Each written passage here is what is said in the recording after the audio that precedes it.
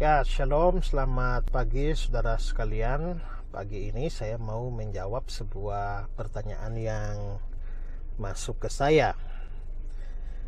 Pertanyaannya terkait dengan hukuman mati yang dijatuhkan hakim terhadap Freddy Sambo. Saya baca saja pertanyaannya. Shalom Pak, saya mau bertanya terkait dengan hukuman mati yang dijatuhkan kepada Freddy Sambo. Apa pendapat Bapak tentang hal ini? Maksud saya adalah bahwa ditinjau dari sudut iman Kristen, apakah layak manusia menjatuhkan hukuman mati kepada manusia yang lain, sedangkan kita tahu bahwa hanya Tuhanlah yang berhak untuk mencabut nyawa manusia. Terus terang bahwa saya tidak mengikuti kasusnya ya. Saya cuma tahu kasusnya, tapi perkembangan jalannya persidangan dan lain sebagainya saya tidak tahu. Nah, saya seperti yang saudara tanyakan bahwa dari sudut pandang iman Kristen ya. Jadi saya tidak mempersoalkan apakah memang kesalahannya Freddy Sambo itu memang layak dijatuhi hukuman mati atau tidak, itu saya nggak tahu ya. Tapi bagaimana pandangan iman Kristen sebenarnya terhadap hukuman mati? Memang di sini ada pro kontra. Ada yang mengatakan bahwa hukuman mati itu bertentangan dengan iman Kristen karena tidak menunjukkan ciri khas Kristen yang penuh kasih. Ya, yang seharusnya menekankan ajaran kasih. Tapi ada juga yang berpandangan bahwa memang hukuman mati itu bukanlah sesuatu yang bertentangan dengan Alkitab ya, sepanjang itu adil ya, sepanjang itu adil. Nah, saya berpandangan atau memegang pemahaman yang kedua itu ya. Memang di dalam hukum Taurat itu ada hukum jangan membunuh ya. Tapi hukum jangan membunuh ini itu ada perkecualiannya ya. Misalnya perang, membunuh pada waktu perang itu kan ya. Ya kalau namanya perang ya itu harus membunuh, itu sudah berhadapan dengan musuh. Kalau kamu tidak nembak, kamu ditembak. Kalau kamu tidak membunuh, kamu dibunuh. Dan Alkitab tidak pernah memberi kesan bahwa perang atau membunuh dalam peperangan itu adalah sebuah dosa ya, kecuali memang perang yang bersifat agresi ya dan didasarkan pada egoisme. Tapi misalnya perang membela negara, kalau seandainya membunuh dalam peperangan bela negara juga itu dosa, maka seharusnya orang Kristen tidak boleh menjadi tentara, karena tentara bisa diperlukan pada situasi harus membunuh demi bela negara. Itu perkecualian pertama. Perkecualian kedua itu adalah bela diri secara pribadi di dalam situasi kalau tidak membunuh akan dibunuh. Jadi misalnya kalau saya mau dibunuh, saya harus lari dong ya. Tapi kalau misalnya saya lari ketemu gang buntu dan tidak ada jalan keluar lagi, pada saat si pembunuh mau menghadap saya ya, yang sudah siap membunuh saya, tiba-tiba saya lihat ada kayu di sebelah, saya ambil dan pukul dia dan mati ya, maka saya tidak bersalah, saya tidak berdosa, karena pembunuhan itu dalam rangka membela diri. Karena saya memang harus mengasihi sesama, tapi saya juga harus mengasihi diri sendiri kan. Membiarkan diri dibunuh begitu saja, itu namanya tidak mengasihi diri ya.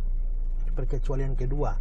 Sedangkan perkecualian ketiga itu adalah pembunuhan dalam kasus hukuman mati, dengan catatan hukuman matinya memang diberikan secara adil ya, secara adil. Nah, apa dasar untuk mengatakan bahwa hukuman mati, pemberian hukuman mati yang didasarkan pada atau dilakukan dengan keadilan itu bukan sesuatu yang bertentangan dengan firman Tuhan atau bukan sebuah dosa? Kita bisa melihat itu dalam beberapa fakta Alkitab ya. Pertama adalah bahwa memang kita melihat bahwa di dalam Alkitab, baik perjanjian lama maupun perjanjian baru, itu menyetujui adanya hukuman mati. Nah, saya bacakan ayat Kejadian 9 ayat 6 ya. siapa yang menumpahkan darah manusia, darahnya akan tertumpah oleh manusia. Darahnya tertumpah oleh manusia. Itu secara implisit artinya itu pemberian hukuman mati ya. Sebab Allah membuat manusia itu menurut gambarnya sendiri ya. Lalu ada sejumlah kasus dalam perjanjian lama yang memang dihukum dengan hukuman mati. Misalnya nabi palsu, itu harus dihukum. Pelanggaran terhadap hari Sabat itu akan dihukum ya. Nah, misalnya juga ya Keluaran 21 ayat 15. Siapa yang memukul ayahnya atau ibunya, pastilah ia dihukum mati. Jadi Tuhan sendirilah yang memerintahkan hukuman mati. Ya. Nah, tapi mungkin kita berpikir, itu kan Tuhan yang ngomong. Di dalam pengadilan kan tahu dari mana bahwa Tuhan yang memutuskan. Ya, dalam terang perjanjian baru kita bisa melihat bahwa pemerintah itu disebut sebagai wakil Allah untuk menyatakan keadilan Allah. Itu Paulus bicara dalam Roma pasal 3 ayat 13 ayat 4 ya. Ya. Karena pemerintah adalah hamba Allah untuk kebaikanmu. Tetapi jika engkau berbuat jahat, takutlah akan dia, takutlah pada pemerintah, karena tidak percuma pemerintah menyandang pedang. Tidak percuma pemerintah menyandang pedang. Ini bukan harfiah artinya ya. Tapi maksudnya pedang itu kan simbol penghukuman zaman dulu kan, hukuman mati dengan pedang kan. Jadi tidak percuma pemerintah menyandang pedang, itu artinya pemerintah itu punya hak untuk memberikan hukuman mati. Ya, lalu kalimatnya, pemerintah adalah hamba Allah untuk membalaskan murka Allah atas mereka yang berbuat jahat. Jadi kalau ada orang yang berbuat jahat dan pemerintah dalam hal ini pengadilan menilai bahwa kejahatannya itu setimpal dengan hukuman mati dan itu diputuskan secara adil, maka itu adalah sesuatu yang tidak bertentangan dengan firman Tuhan. Karena memang Tuhanlah yang memberikan kepada pemerintah hak untuk menyandang pedang, yaitu hak untuk menyatakan atau memutuskan hukuman mati. Ya. Yang kedua adalah kalau kita melihat bagaimana Paulus berbicara. Paulus itu berbicara bahwa seandainya dia berbuat salah yang setimpal dengan hukuman mati, dia rela, dia terima hukuman itu. Itu di dalam Kisah Rasul pasal 25 ayat yang ke-11 dikatakan begini. Jadi jika aku benar-benar bersalah dan berbuat sesuatu kejahatan yang setimpal dengan hukuman mati, kalau aku berbuat salah atau berbuat jahat yang setimpal dengan hukuman mati, aku rela mati. Dan seterusnya. Ya. Artinya adalah bahwa kalau hukuman mati itu sesuatu yang dilarang oleh kitab suci, harusnya Paulus tidak menyetujuinya, biarpun dia bersalah. Ya. Tapi dia sendiri secara eksplisit mengatakan bahwa kalau aku berbuat salah yang setimpal dengan hukuman mati, aku rela mati. Dengan kata lain, secara implisit Paulus menyetujui adanya pelaksanaan hukuman mati kalau memang itu setimpal, kejahatan yang dibuat itu setimpal dengan hukuman mati itu. Nah, seringkali kita berpikir bahwa iya, tapi kan itu namanya menutup kesempatan untuk bertobat dari si terdakwa hukuman mati itu. Tidak juga kan, bukan diputuskan mati hari ini lalu ya segera saat itu juga, detik itu juga dihukum mati kan. Kadang-kadang pemutusan hukuman mati itu terjadi, pelaksanaannya itu bisa bertahun-tahun setelah itu, apalagi ada proses banding dan lain sebagainya. Jadi tetap ada waktu yang cukup. Jadi seandainya memang orang sudah diputuskan mati dan memang mau bertobat, ya Freddy Sambo ya dalam hal ini ya tetap terbuka kemungkinan untuk dia diselamatkan, dalam pengertian ya seandainya memang nanti setelah dia banding pun, kalau dia melakukan banding dan seandainya dia banding pun tetap diputuskan hukuman mati, kan ada waktu untuk dia berserah diri pada Tuhan. Toh semua orang juga akan mati, hanya caranya dan waktunya saja yang berbeda. Yang paling penting sekarang itu menurut saya bagi Freddy Sambo itu adalah keselamatan jiwanya. Dia bisa tidak bebas dari hukuman mati di dunia ini, tapi dia bisa bebas dari hukuman kekal, ya.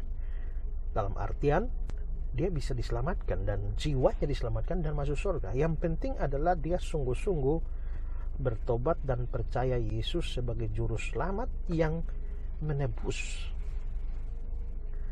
seluruh dosanya, termasuk dosa pembunuhan yang dia lakukan dengan semua kejahatan lainnya, ya. Nah, karena itu kalau menolak hukuman mati dengan alasan tidak memberi kesempatan kepada si terdakwa untuk bertobat, saya kira juga tidak tepat juga, ya. Saya tadi malam tuh sempat lihat satu video, nggak tahu itu video siapa yang buat, ya pokoknya ada suaranya Ferdy Sambo. Dia mengungkapkan semua prestasi yang dia sudah buat, lalu juga menyangkali beberapa kejahatan yang dituduhkan media atau juga massa terhadap dia.